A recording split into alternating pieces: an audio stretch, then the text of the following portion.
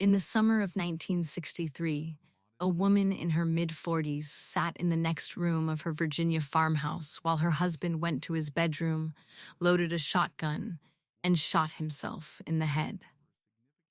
She had 4 children. She had no job. She had spent the past 23 years of her adult life believing, as her husband had told her repeatedly and publicly, that she was not intelligent enough, not capable enough, not strong enough to run anything. And the only thing left in the world that she actually cared about, the newspaper her father had built from nothing, and that her husband had been systematically trying to take from her and give to his mistress, was now entirely her responsibility. Her name was Katharine Graham, and in the 40 years that followed that August afternoon, she would publish the Pentagon Papers against the direct advice of her own lawyers, stare down the most powerful president in American history at the height of Watergate, become the first woman ever to run a Fortune 500 company, win the Pulitzer Prize, and be called by President George W.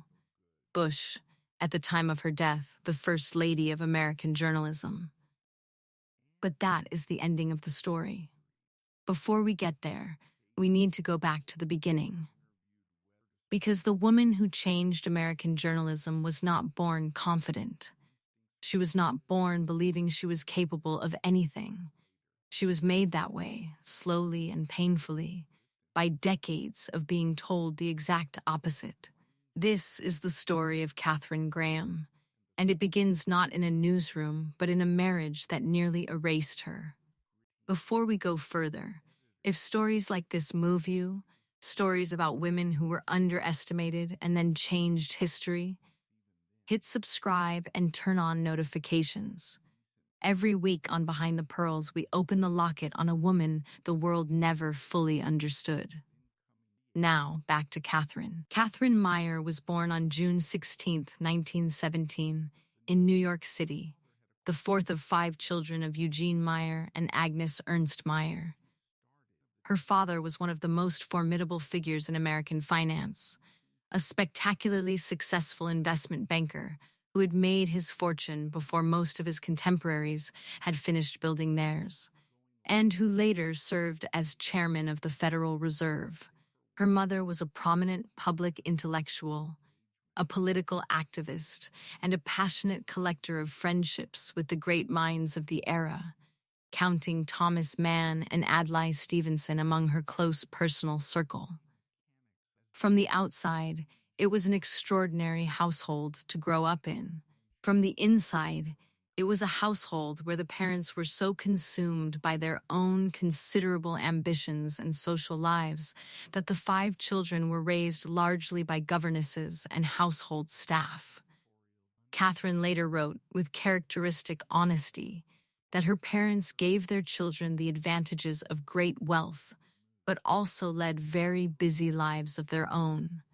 That is a gentle way of describing a childhood in which she felt consistently overlooked, particularly in the long shadow of a mother who was brilliant, overbearing, and almost constitutionally incapable of offering warmth.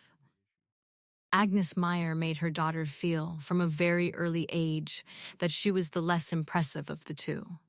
Not clever enough, not stylish enough, not remarkable enough. Katharine absorbed this so completely that it became the foundational belief of her adult life, that she was, at her core, simply not enough. It is worth pausing on this for a moment, because everything that follows in Katharine Graham's story flows directly from this wound. She grew up in one of the most intellectually stimulating households in America, surrounded by books and ideas and the most interesting minds of the era. And the primary thing she absorbed from that environment was that she was not remarkable enough to belong in it. That is the specific, lasting damage that a cold, competitive mother can do to a child, regardless of how much material advantage surrounds her. Warren Buffett, who came to know her better than almost anyone in her later life, once said that her mother told her nobody was interested in listening to her, and that she had believed it, uncritically, for decades. She attended the Madeira School in Virginia, then Vassar College for 2 years, then transferred to the University of Chicago, graduating in 1938. After a year working as a reporter for the San Francisco News, where she covered a major waterfront strike and discovered she was genuinely good at journalism, she joined the editorial staff of the Washington Post, which her father had purchased at a bankruptcy sale in 1933 for a little over $500,000. By any measure, Catherine Meyer in her early 20s was exactly the kind of person who should have had an extraordinary career ahead of her. She was intellectually serious, well-read, curious, and already demonstrated real aptitude for journalism. And then she met Philip Graham. Philip Graham was, by virtually every account, the most dazzling man in any room he entered. He was brilliant, recklessly charming, physically striking, and armed with a quality of magnetic intensity that made people feel, in his presence, that they were participating in something important. He had clerked for 2 Supreme Court justices, including Felix Frankfurter, who considered him one of the finest legal minds he had ever encountered. He seemed destined for something large, and Eugene Meyer, Catherine's father, spotted him immediately as exactly the person he needed. Meyer did not believe a woman should run a major newspaper. He had a son, but his son had become a doctor and had no interest in the publishing world. Philip Graham, by contrast, was everything Meyer could have designed on paper. When Catherine and Philip fell in love, Eugene Meyer did not see it as a romance. He saw it as a succession plan. They married on June 5, 1940, and on the day they married, Katharine Graham later wrote, "She gave up any thought of a career of her own and devoted herself entirely to being Philip's wife." For years, that arrangement appeared to work. Philip became associate publisher of the Washington Post in 1946, and full publisher 6 months later when Eugene Meyer stepped aside. In 1948, the couple became the controlling shareholders of the Washington Post Company. Philip was electric in the role. He expanded aggressively, purchasing Newsweek magazine in 1961 and building the company into a genuinely powerful media organization. But underneath the brilliance was something Catherine had started to notice years before the rest of the world saw it. Philip Graham drank too much. He had episodes of intensity so extreme they frightened people around him, followed by collapses into depression so dark he could barely function. In 1957, he had a severe manic episode so acute that he retired to their Virginia farm to recuperate for months. There were no effective medications for what he had. Bipolar disorder, as it would later be properly named, was managed in the mid-20th century primarily through hospitalization and psychotherapy. Philip resisted both for as long as he possibly could. In the meantime, he made Catherine pay for whatever he was suffering. He belittled her publicly. He described her to friends and colleagues as a silent partner, a presence in the background who existed to support the real talent. He talked over her at dinner parties and dismissed her observations in front of people she respected. Friends who attended gatherings at the Graham home during this period have described watching Philip correct her, interrupt her, and occasionally mock her opinions in front of rooms full of Washington's most powerful people. Catherine absorbed this so completely that it became indistinguishable from her own self-image. She later wrote, "With devastating self-awareness, I simply did not connect my lack of self-confidence to his behavior toward me. I felt as though he had created me and that I was totally dependent on him. One friend of the couple described Katharine at this period as an unbelievable, mouse-like woman who did not move a muscle, who followed behind Phil. She raised 4 children. She managed the household.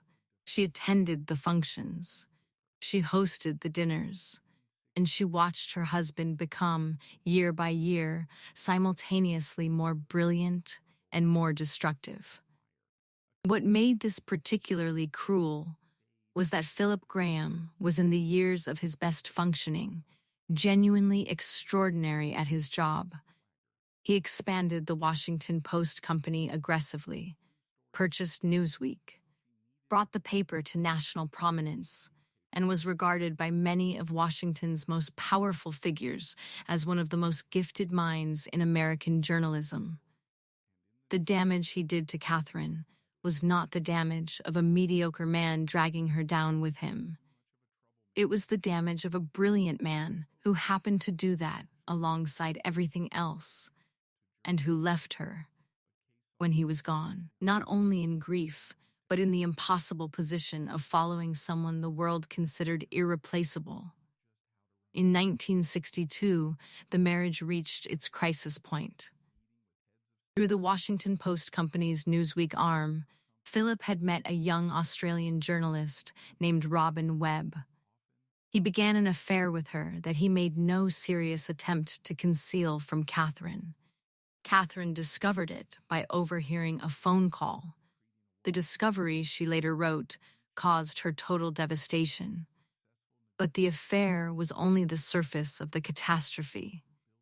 Philip Graham, in the grip of escalating mania, had begun to rewrite his will. 3 times in the spring of 1963, he rewrote the document his lawyer, Edward Bennett Williams, had prepared for him. Each revision gave Katharine a smaller share of the Washington Post company. Each revision gave Robin Webb a larger share. By the final version, Katharine had been written out of the inheritance entirely. The newspaper her father had built, the newspaper that was her family's life work, would have passed not to her, but to her husband's mistress. Williams later testified that he had prepared the will at Philip's direction only to maintain their attorney-client relationship, and that he had simultaneously written a private memorandum stating that Philip was mentally ill and not of sound mind when he gave those instructions. The courts ultimately agreed, ruling that Philip had died intestate and that the final will was legally invalid. But Katharine did not know any of that in the spring and summer of 1963. What she knew was that the man she had devoted her entire adult life to was trying to take from her the only thing outside of her children that she genuinely cared about. In June 1963, Philip had a complete public breakdown at a newspaper publishers' convention in Phoenix, Arizona. He took the microphone inebriated and manic and began making extraordinary public claims, including, according to accounts, the revelation of President Kennedy's affair with Mary Pinchot Meyer, whose husband Cord Meyer was a senior CIA official. Katharine flew to Phoenix. Philip was physically restrained, sedated, and flown back to Washington, where he was admitted to Chestnut Lodge, a private psychiatric facility in Rockville, Maryland. He was formally diagnosed with manic depression. By early August, his doctors reported that he was noticeably improved. Philip repeatedly requested permission to leave the facility for a brief stay at home. On August 3, 1963, he was permitted to spend a weekend at the family's country estate, Glen Welby, near Marshall in the Virginia horse country. He and Katharine had lunch together. He talked enthusiastically with his children about a shooting trip planned for the next day. After the meal, while Katharine rested in another part of the house, Philip Graham went to his bedroom, loaded one of the 28-gauge shotguns he used for hunting, and shot himself. He was 48 years old. Katharine Graham later wrote that she adored him and always saw the positive side of what he did for her. The honest complexity of that sentence is the measure of how long she had spent learning to love someone who hurt her. She was 46 years old. She had 4 children. She had no business experience of any kind. And she now owned the Washington Post. She later described what happened next with a kind of quiet astonishment at her own audacity. She went before the board of the Washington Post Company and told them she would be running the paper. The room was almost entirely male. The reaction, by multiple accounts, ranged from politely skeptical to quietly contemptuous. All they wanted, Warren Buffett later said of that board, was for her to stay home and cash the dividend checks. She recalled spending hours before her first holiday staff party practicing how to say Merry Christmas because she was so terrified of speaking in front of any kind of audience that even a 2-word greeting required rehearsal. One of the most telling details from those early years came from Buffett himself, who described visiting her office and finding, prominently displayed on her desk, a handwritten note that simply read, "Assets on the left, liabilities on the right."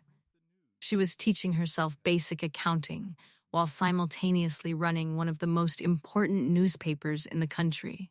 She told Buffett she felt as though she was approaching business the way an outsider might approach a priesthood, convinced that if she had not studied the right things in the right way, she would never be allowed inside. So ingrained was her sense of her own inadequacy that she later wrote she saw her role, in those early years, as simply supporting the strong men around her until one of her children was old enough to take over. And yet, in that same period, something was shifting. In 1965, she hired Benjamin Bradley as executive editor of the Washington Post. It was one of the most consequential appointments in American journalism history. Bradley was aggressive, talented, demanding, and entirely unbothered by the social discomfort that had always constrained the paper. Under his editorial leadership, the Washington Post began to grow into something that nobody had quite anticipated. And Katharine Graham, watching it happen, began to grow into something too. On June 13, 1971, the New York Times published the first installment of the Pentagon Papers, a 7,000-page classified government study that revealed, in devastating and specific detail, how successive administrations had systematically deceived the American public about the Vietnam War. The Nixon administration immediately sought a court injunction preventing the Times from publishing further installments. The Times complied while the matter went to court. The Washington Post had also obtained a copy of the Pentagon Papers. And on June 17, 1971, just 4 days after the Times published its first story, Katharine Graham was on the telephone with her lawyers, her editors, and her business advisors, trying to decide whether to publish.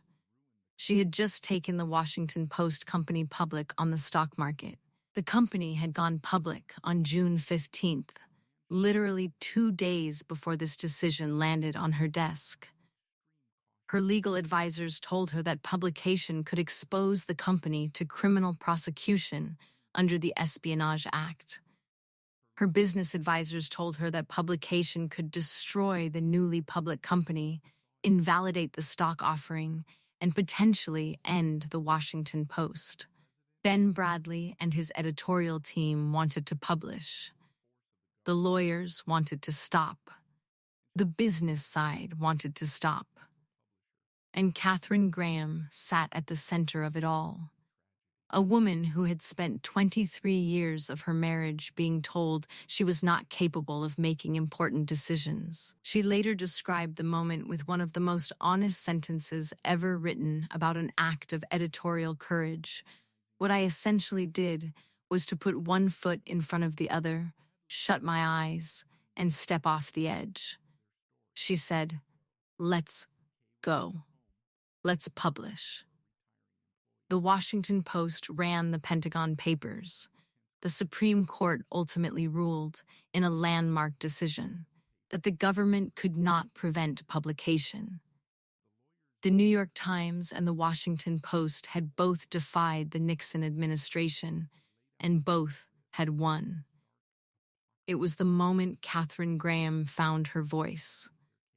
She later said, "When I declared, 'Let's go, let's publish,' I found my voice." 14 months later, in August 1972, two young Washington Post reporters named Bob Woodward and Carl Bernstein began following a story about a break-in at the Democratic National Committee headquarters at the Watergate complex in Washington. What they found over the months that followed was not a simple break-in. It was a systematic, organized campaign of political espionage and sabotage, directed from the highest levels of the Nixon administration, that would eventually implicate the President of the United States himself. Nixon's people understood what was happening and responded with everything they had. They threatened Katharine Graham directly. Attorney General John Mitchell, in a phone call with Post reporter Carl Bernstein, delivered what became one of the most notorious warnings in American journalistic history, telling Bernstein that if the paper published a certain story, Katie Graham was going to get her tit caught in a big fat ringer. The Nixon administration threatened the licenses of the television stations owned by the Washington Post Company, a direct financial threat that could have cost the company hundreds of millions of dollars. Lawyers affiliated with the administration challenged the licenses of two Florida television stations owned by the Post in regulatory proceedings. In purely financial terms, those stations represented a substantial portion of the company's total value. Losing them would have been catastrophic. Nixon personally told his aides to freeze out the Post from White House access. He canceled Post reporters' press credentials. He refused to hold press conferences where Post journalists would be present. He made it personally, explicitly, unmistakably clear to anyone watching that the full power of the federal government of the United States was prepared to bear down on one woman and one newspaper if she did not back down. The message from the administration was completely clear: stop publishing, or face the consequences. Katharine Graham did not stop. Over the following 2 years, the Washington Post published story after story, each one peeling back another layer of the Watergate conspiracy. Woodward and Bernstein, guided by their famous anonymous source who would not be identified for 30 years, built a documented record of criminal conduct at the highest levels of American government. On August 9, 1974, Richard Nixon became the first president of the United States in American history to resign from office. He did so because of what the Washington Post had published. The woman who had spent hours practicing how to say Merry Christmas had just brought down a president. But it is worth going back briefly to a moment in 1966 that tells you something about how Washington saw Katharine Graham in the years between taking over the Post and publishing the Pentagon Papers. Something that makes the full arc of her story even more remarkable. Truman Capote, the celebrated author of In Cold Blood and one of the most socially connected writers in America, decided to throw a party. He had been planning it for months, debating who would be his guest of honor, the single name that would make every other name on the invitation list want to come. He chose Katharine Graham. The black and white ball, held on November 28, 1966, at the Plaza Hotel in New York City, became the most talked about social event of the decade. Guests included Frank Sinatra, Lauren Bacall, Candice Bergen, Norman Mailer, Ralph Ellison, Andy Warhol, and roughly 500 other names that constituted the combined apex of American society, entertainment, politics, and culture. Katharine Graham, who had described herself as a mouse-like woman only a few years earlier, was the woman at the center of all of it. She called herself a middle-aged debutante for the occasion. The guests wore black and white, as instructed, and the woman who had arrived in Washington as a shy, self-doubting publisher was now the person Truman Capote chose when he wanted to throw the party of the century. Something was changing, something was growing, and it was about to face its greatest test. In the years that followed Watergate, Katharine Graham became something entirely her own creation. She had entered the Washington Post as a grieving widow with no business experience who was widely expected to fail. She left it as the most powerful woman in American media history. But before we get to the final chapter of that transformation, there is one more crisis that deserves its own moment. Because according to Katharine Graham herself, it was the hardest thing she ever faced. Harder than the Pentagon Papers. Harder than Watergate. In October 1975, the Pressmen's Union at the Washington Post went on strike. Before they walked out, they set fire to part of the press room, physically destroying the printing presses, and beat up a foreman so badly he required hospital treatment. It was an act of deliberate sabotage that crippled the paper's ability to print. Warren Buffett, who by 1975 had become both a major shareholder and one of her closest advisors, later said of this period, "It tore her apart." She was suffering in that way at that time more than she ever suffered during Watergate or during the Pentagon Papers or anything, but she thought she might be blowing everything. The strike lasted 139 days. Katharine Graham crossed the picket line herself, working alongside the management and replacement workers, taking classified advertisements over the phone, doing whatever needed doing. She refused to reinstate the striking pressmen who had caused the damage. The strike eventually ended on her terms. It was the moment, Buffett later said, that he truly understood who she was. In 1972, she became the first woman ever to head a Fortune 500 company as CEO of the Washington Post Company. The company she had inherited with revenues of $84 million grew, under her leadership, to revenues of nearly $1.5 billion by the early 1990s. Her compound annual return to shareholders over that period was 22.3%, outperforming the broader market by 18 times over. She sat on the boards of companies and organizations that had never had a woman in the room before. She became close friends with Warren Buffett, who became one of the Washington Post Company's largest shareholders and one of her most trusted advisors. The story of how that friendship began is one of the most charming details in Katharine Graham's entire life. In 1973, a letter arrived at the Washington Post from an investor in Omaha, Nebraska, who had been quietly buying large amounts of the company's stock. The letter ended with the line, "You can see that the Post has rather a fervent fan out in Omaha." Graham's board was alarmed. They suspected a hostile takeover. Graham, who had learned from her husband the habit of getting to know someone before forming an opinion, went on a mission to find out everything she could about this Warren Buffett. Every person she called had nothing but positive things to say. She agreed to meet him. He told her he thought the Post Company's stock was significantly undervalued, that the market had it wrong, and that he intended to keep buying. She liked and trusted him immediately.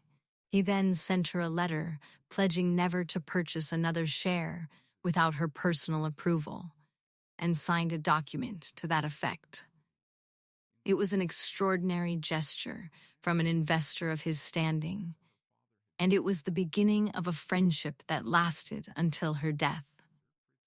He used to come to board meetings with about 20 annual reports, Graham later recalled, and he would take me through them one by one. It was like going to business school with Warren Buffett. Her social circle also expanded to include Henry Kissinger, Nancy Reagan, Gloria Steinem, Art Buchwald, and Mike Wallace, among many others. She became one of the most sought-after dinner hosts in Washington, a city where access to power was the ultimate social currency, and where Katharine Graham now had more of it than almost anyone. Her father, Eugene Meyer, had once told his friend Alice Roosevelt Longworth, "You watch my little Kate. She will surprise you." He had no idea. In 1997, at the age of 80, she published her memoir, Personal History, in which she described her marriage, her self-doubt, her husband's illness and affair, her own terror at taking over the post, and every significant decision she had made in the 3 decades that followed. It was, by universal critical agreement, one of the most honest and remarkable memoirs ever written by an American public figure. In 1998, it won the Pulitzer Prize for biography. She was 80 years old when she won it. There is also the Sissy Patterson connection, which regular viewers of this channel will remember from our second episode. It was Sissy Patterson who had built the Washington Times-Herald into the most read newspaper in Washington before her death in 1948. The Washington Post eventually absorbed that paper, and in doing so, the paper that Katharine Graham ran through Watergate carried, in its institutional DNA, a thread that ran directly back to one of the most feared and complicated women in Washington's history. These stories, as it turns out, are always connected. On July 17, 2001, Katharine Graham attended the annual gathering of media and technology executives in Sun Valley, Idaho, that she had attended every year for decades. She fell on a sidewalk outside the conference center. The fall was severe. She died 4 days later, on July 17, 2001, of head injuries in a hospital in Boise, Idaho. She was 84 years old. President George W. Bush issued a statement that same day, calling her the First Lady of American journalism. Former presidents, senators, journalists, and heads of state from around the world offered tributes. She was buried in Oak Hill Cemetery in Georgetown, Washington, not far from the newspapers she had given her life to. History has given Katharine Graham a fairly comfortable legacy. The woman who published the Pentagon Papers. The woman who stood up to Nixon. The Pulitzer Prize winner. The first female Fortune 500 CEO. Those facts are all true. And they are all genuinely extraordinary. But what history tends to leave out is the cost of getting there. The 23 years of a marriage in which a brilliant, damaged man systematically undermined her confidence while she absorbed every blow and kept going. The affair she discovered by overhearing a phone call, the will that tried to take her family's newspaper and give it to a stranger, the husband she lost in the next room of her own house. She did not walk into the Washington Post as a confident publisher ready to take on presidents. She walked in as a woman who believed with genuine conviction that she was not capable of the job, and who did it anyway, because the alternative was to let something she loved be destroyed. That is a different kind of courage from the kind that involves certainty. That is the harder kind. The kind that requires you to, in her own words, put one foot in front of the other, shut your eyes, and step off the edge. She spent decades practicing a courage she was not sure she had, and in doing so, She helped preserve the very idea that a free press could hold the most powerful government in the world accountable. That is not the story of an institution. That is the story of a woman. Behind the Pearls exists for exactly this reason, because Katharine Graham has been reduced over time to a newspaper headline and a Meryl Streep performance. Both are versions of her. Neither is the whole truth. The whole truth is a woman who was told for most of her life that she was not enough, who believed it for longer than she should have, and who eventually proved, in the most public arena imaginable, that the people who told her that were catastrophically wrong. If this story moved you, subscribe to Behind the Pearls and share this video with someone who needs to hear it. The next pearl is already waiting. I will see you there.